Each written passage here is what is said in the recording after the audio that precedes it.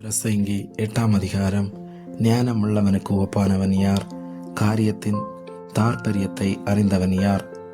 மனுஷனுடைய ஞானம் அவன் முகத்தை பிரகாசிக்க பண்ணும், அவன் முகத்தின் மூர்க்கம் மாறும்.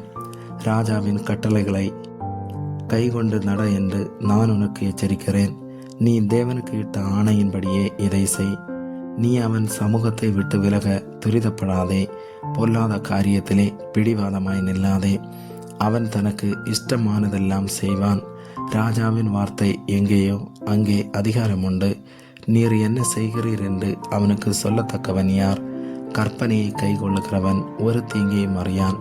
ஞானியின் இருதயம் காலத்தையும் நியாயத்தையும் அறியும். எல்லா காரியத்துக்கும் காலமும் நியாயமும் உண்டு. ஆதலால் மனுஷனுக்கு நேரிடும் சஞ்சலம் மிகுதி. என்னது சம்பவிக்கும் என்று அவன் அறியானே.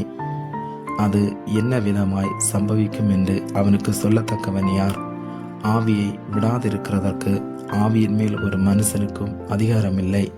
மரண நாளின் மேலும் அவனுக்கு அதிகாரமில்லை. அந்த போருக்கு நீங்கி போவதுமில்லை. துன்மார்க்கரை துன்மார்க்கம் விடுவிக்கவும் மாட்டாது. இவை எல்லாவற்றையும் நான் பார்த்து சூரியனுக்கு கீழே செய்யப்படும் எல்லா கிரியைகளையும் சிந்தித்தேன். ஒரு மனுஷன் தனக்கே கேடு உண்டாக வேறொரு மனுஷனை ஆளுகிற காலமும் உண்டு. பரிசுத்த ஸ்தலத்துக்கு போக்குவரவு செய்த துன்மார்க்கர் அடக்கம் பண்ணப்பட்டதை கண்டேன். அவர்கள் அப்படி செய்து வந்த பட்டணத்திலேயே மறைக்கப்பட்டு போனார்கள். இதுவும் மாயையே. துர்க்கிரியைகளுக்கு தக்க தண்டனை சீக்கிரமாய் நடவாதபடியால் மனுபுத்திரரின் இருதயம் பொல்லாப்பை செய்ய அவர்களுக்குள்ளே துணிகரம் கொண்டிருக்கிறது.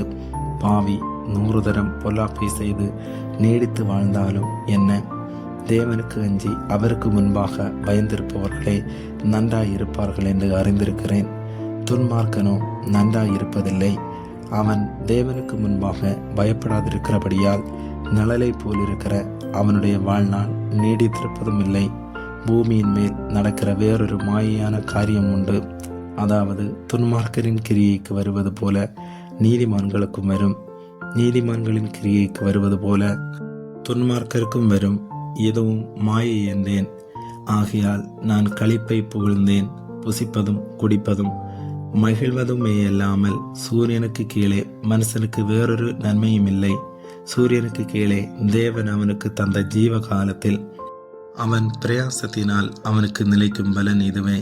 நான் ஞானத்தை அறியவும் மனுஷன் இரவும் பகலும் கண்ணுறக்கம் இல்லாமல் பூமியிலே செய்யும் வேலைகளை பார்க்கவும் என் மனதை செலுத்தின போது தேவன் செய்யும் சகல கிரியைகளையும் நான் கவனித்து பார்த்து சூரியனுக்கு கீழே செய்யப்படும் கிரியையை மனுஷன் கண்டுபிடிக்க கூடாதென்று கண்டேன். அதை அறியும்படி மனுஷன் பிரயாசப்பட்டாலும் அறிய மாட்டான். அதை அறியலாம் என்று ஞானி எண்ணினாலும் அவனும் அதை அறிந்து கொள்ள மாட்டான். ஆமேன்.